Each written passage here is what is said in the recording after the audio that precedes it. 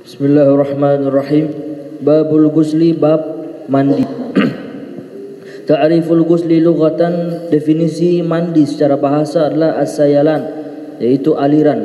Wa syar'an, dan secara definisi syariat, ta'mimu jami'il badani bil ma'i bi niyatin makhsusatin, yaitu meratakan seluruh badan dengan aliran air dengan niat yang khusus. Al-farqu bainal ghusli wal ghasli wal gisli, perbedaan antara ghuslu wal ghasli wal gisli.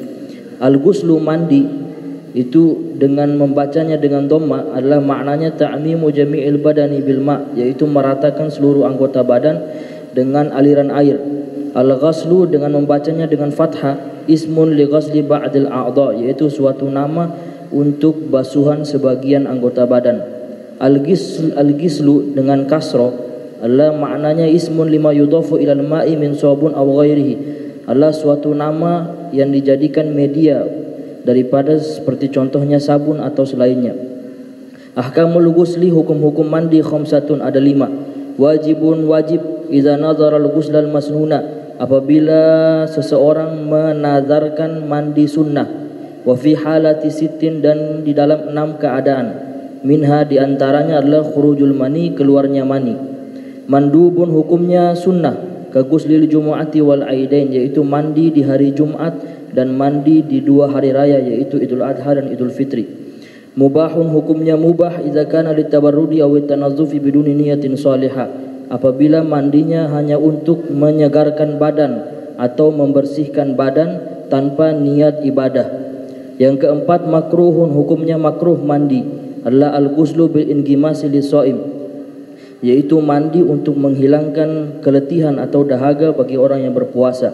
Yang kelima, haramun, hukumnya haram ma'as-sihhati, namun tetap sah, idza kana bima'in maksubin, apabila dia mandi menggunakan air hasil curian. Yang berikut adalah haramun ma'a adamis sihha, yaitu haram tapi tidak sah mandinya, idza kanat haidhan bi niyati ta'abbudi, apabila seorang wanita mandi dalam keadaan haid dengan niat ibadah.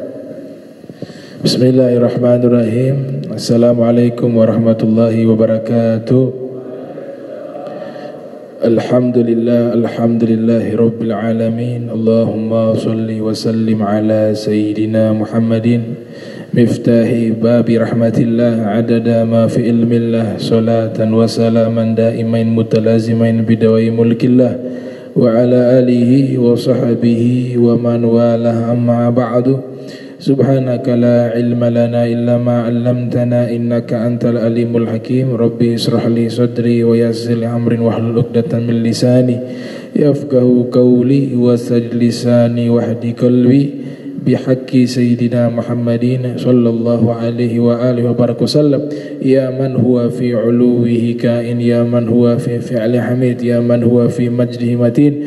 Allahumma akrimna bi nuril fahmi wa akhrijna min zulumatil wahmi warzuqna fahman nabiyyin wa hifdzal mursalin wa ilhama malaikatil mukarrabin. Rabbana zidna ilman wa fahma wa aqla ya akramal akramin bi haqqi sayyidina Muhammadin khatamil anbiya'i wal mursalin. Ya Rahman ya Rahim, wa sallallahu ala sayyidina Muhammadin wa ala alihi wa sahbihi wa barak wa sallam, walhamdulillahi rabbil alamin.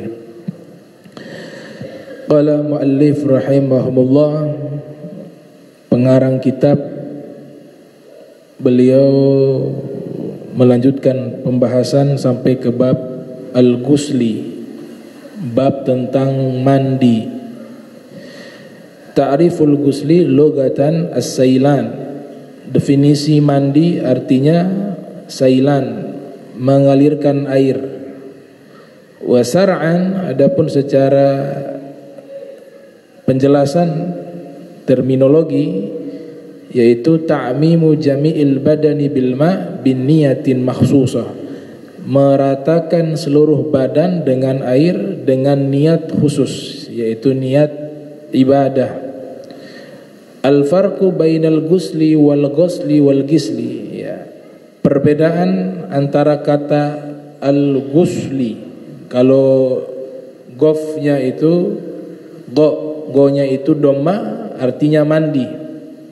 Ghusli, kalau fathah huruf go-nya ghusli itu artinya mencuci.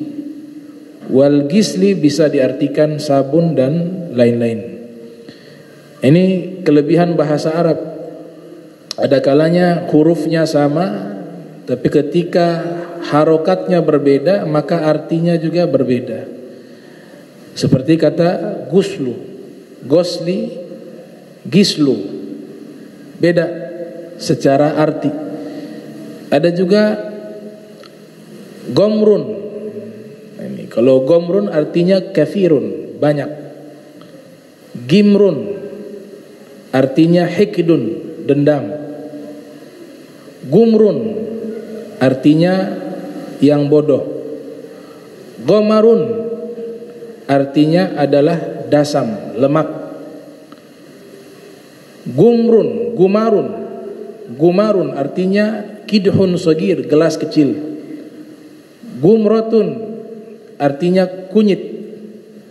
Gomrotun artinya kesedihan. Hurufnya sama tapi harokatnya berbeda, maka arti berubah. Itu kelebihan daripada bahasa Al-Quran, bahasa hadis Nabi, yaitu bahasa Arab. Kemudian dikatakan di sini ahkamul gusli khamsatun, hukum mandi ada 5. Jadi kita mandi ini ada 5 hukum. Yang pertama wajib. Wajib artinya kita disyariatkan, diperintahkan wajib untuk mandi ketika hadas besar. Hadas besar maka kita harus wajib mandi untuk mengangkat hadas besar tersebut, dan harus pakai niat. Yang menyebabkan kita wajib mandi disebutkan di dalam kitab Safinatun Najah, itu ada 6. Mujibatul gusli sittatun, yang menyebabkan wajib mandi ada 6. Yang pertama ilajul khasyafa fil farj, masuknya kemaluan laki-laki ke dalam kemaluan perempuan, suami istri. Ia masuk wajib mandi. Yang kedua khurujul mani, keluarnya air mani. Khurujul mani. Yang ketiga haid, wanita yang menstruasi, selesai dari masa menstruasinya wajib mandi. Yang keempat an-nifas, yaitu nifas, melahirkan, keluar nifas. Sudah berhenti nifasnya baru mandi. Yang kelima adalah al-wiladah, melahirkan. Dan yang keenam al-maut, meninggal dunia. Nah ini 6 yang mewajibkan mandi. Musannif menambahkan juga idza nadzaral ghusla masnun, juga wajib mandi apabila nazar. Nazar mandi sunnah. Jadi mandi sunnahnya dia nazar. Misalnya mandi sunnah itu seperti mandi untuk melaksanakan sholat Jumat, itu mandinya mandi sunnah. Dia niat, nanti saya hari Jumat saya nazar, kalau saya berhasil melakukan ini atau itu dan lain sebagainya, saya nazar mandi Jumat. Nah ketika nazar mandi Jumat, maka dia hukumnya wajib. Wa fi halatin sittatun minha khurujul mani. Atsani mandub. Kemudian yang kedua mandi sunnah. Nah, ini panjang, mandi sunnah ini banyak. Tapi di sini diberikan ilustrasi kagusli jum'ati, seperti mandi tadi mau melaksanakan sholat Jumat, wal aidaini, dan melaksanakan 2 hari raya, yaitu Idul Fitri dan Idul Adha. Dan juga ada mandi sunnah di waktu sebelum terbitnya fajar shadiq di bulan suci Ramadan. Itu juga ada mandi sunnahnya di waktu malam tersebut. Yang ketiga mubah, mandi yang mubah. Idza kana litabarrudi aw tanazzufi biduni niyatin salihah, yaitu sekedar mandi untuk mendinginkan badan atau untuk bersih-bersih. tanpa niat ibadah, maka hukumnya ini namanya mandi mubah. Yang keempat, makruh al-ghuslu bil ingimas li shaim. Makruh mandi bil ingimas, menyelam. Mungkin punya kolam, dia menyelam. Ya, yang Ternate bilang batum. Ini namanya bil ingimas. Itu hukumnya makruh bagi orang puasa. Makruhnya kenapa? Kalau memang dia biasanya kalau ingimas, dia menyelam, biasanya tidak masuk air ke dalam hidungnya, mulutnya, telinganya, itu makruh. Tapi kalau dia nyelam biasanya masuk, batal. Itu hukumnya haram. Puasanya batal. Makanya ulama memberikan spesifikasi, khususnya ketika sedang berpuasa di bulan suci Ramadan, puasa wajib. Syekh Nawawi Al-Bantini dalam kitab Nihayatuz Zainnya menyatakan, kalau mandi perintah wajib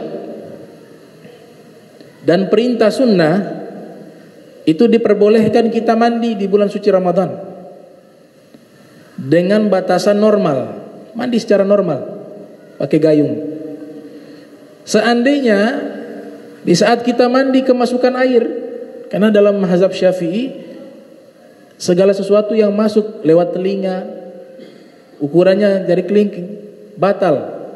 Masuk lewat khaisum, ujung pangkal tulang hidung, batal. Lewat rongga, kerongkongan, batal. Nah, kita mandi tapi perintah wajib. Kita lagi mandi janabah atau mandi sunnah, sholat Jumat. Kita mandi secara normal, tidak sengaja masuk air. Mungkin masuk ke mulut, ke telinga, maka dimaafkan. Puasanya tidak batal. Tapi kalau mandinya tidak niat ibadah, bukan mandi wajib, bukan mandi sunnah, mandi saja kebiasaan untuk mendinginkan badan, itu sengaja ataupun tidak sengaja kalau masuk ke dalam rongga, batal ketika puasa. Makanya para ulama mengajarkan kalau lagi mandi biasa bulan suci Ramadan, jangan guyur kepala, badan saja, takut nanti masuk, karena sengaja atau tidak sengaja batal. Beda kalau mandi wajib atau mandi sunnah, kalau tidak sengaja masuk tidak batal. Itu spesifikasi yang dijelaskan oleh para fuqaha. Kasusnya sama seperti wudu. Di saat kita berpuasa, di dalam wudu sunnah kumur-kumur dan menghirup air ke hidung, istinsyak. Itu sunnahnya tetap ada walaupun kita puasa, tidak dihilangkan, tetap disunnahkan kita dalam keadaan berpuasa ketika wudu kumur dengan batasan yang normal. Seandainya kumur-kumurnya tidak sengaja tertelan ketika wudu, tidak batal. Kenapa? Karena sedang melakukan ibadah, sedang melakukan sunnah. Beda kalau habis main bola, dia buka itu tempat minum, dia kumur-kumur. Bulan puasa, lagi puasa, tidak sengaja tertelan, batal. Mau sengaja atau tidak sengaja batal. Itu bedanya. Kalau yang ibadah tidak batal kalau tidak sengaja. Tapi kalau yang bukan ibadah, sengaja ataupun tidak sengaja batal. Kemudian mandi yang tidak membatalkan tadi, kalau tidak sengaja masuk, kalau sengaja masuk ya batal walaupun ibadah. Sehingga mereka katakan normal mandinya, diguyur. Mandi wajib, mandi sunnah. Kalau dia miring kepala sengaja masuk, batal dia. Karena yang tidak batal mandi normal. Itu kalau mandi mengguyur air. Tapi kalau menyelam, pergi ke laut, dia salah menyelam, dia batum. Nah itu walaupun mandi wajib, mandi sunnah, kalau batum batal. Apalagi yang tidak perintah wajib atau sunnah. Makanya bulan suci Ramadan tidak boleh kita berenang di laut. Karena kalau kita menyelam walaupun kita sedang janabah, berarti ada perintah wajib mandi. Itu sekalipun perintah wajib mandi ataupun sunnah, kalau menyelam kemasukan air batal. Dia batal. Itu perlu kita pahami pembahasan di kalangan para fuqaha tentang masalah tersebut. Maka disebutkan kalau kita sedang berpuasa, air yang kita masukkan ke mulut sebelum dan kita belum menelannya, itu hukumnya makruh. Tidak batal puasa, tapi makruh. Tapi kalau tertelan, batal dia. Kemudian dikatakan di sini haram ma'as sihhah. Yang kelima, mandinya hukumnya haram tapi sah. Hukumnya haram tapi sah. Apabila air tersebut dia ambil dengan cara mencuri. Dia pencuri, mandi wajib, mandi janabah, tapi air punya orang dia curi. Nah ini kata para ulama, mandinya haram tapi janabahnya terangkat, sah. Kalau janabah untuk laki-laki, dan untuk perempuan berbeda.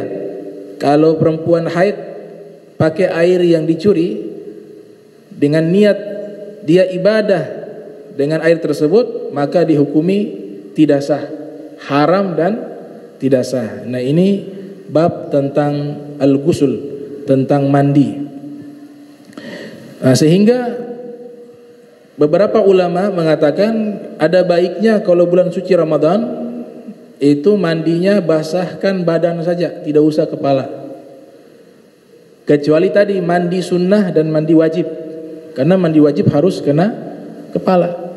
Tapi kalau mandi litabarrud, untuk mendinginkan badan dan tanzif, ditakutkan nanti kalau kita guyur masuk ke telinga dan kita tidak melakukan perintah mandi wajib atau mandi sunnah, kita mandi biasa saja masuk, maka dia batal. Jadi biasa badan, nanti sudah buka puasa baru siram kepala. Kecuali hari Jumat. Nah ini mandi-mandi sunnah banyak. Ada mandi sunnah juga keluar dari WC habis buang hajat, buang air besar. Itu sunnahnya habis buang air besar mandi. Bahkan mencabut bulu ketiak, kata Syekh Nawawi, habis cabut bulu ketiak sunnahnya mandi. Jadi masih bisa banyak peluang untuk kita mandi dengan mandi sunnah. Tapi kalau mandinya mandi kebiasaan, tidak sengaja masuk itu air, maka batal. Ya wallahu alam bisawab. Ya sedikit-sedikit saja.